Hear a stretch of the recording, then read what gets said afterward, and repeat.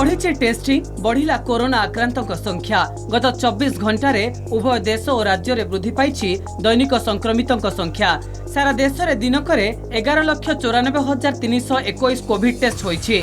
चिन्हट होइछन्ति 78,524 positive. एही समय रे ओडिसा रे 49,909 नमूना परीक्षा होइतिला।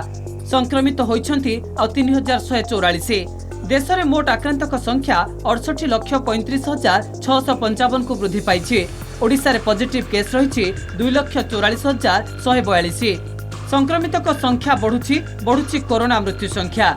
गत 24 घंटे देश में प्राण हराई 971 आक्रांत। ओडिशा रे दिनक कोरोना नहीं 16 आक्रांतक जीवन।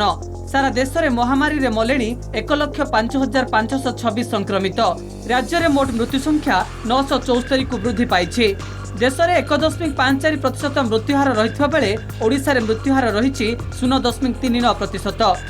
वर्तमान सुधा देश में 8,34,00,000 कोविड टेस्ट करा जायछि। ओडिशा रे भी वृद्धि पाई टेस्टिंग क्षमता। वर्तमान राज्य में प्रति 10 लाख लोक 996 नमूना परीक्षा करा जाउछि। टेस्टिंग तालिका रे सारा देश में 7 नंबर स्थान रे रही Odisha. Bureau report, Kalinga TV.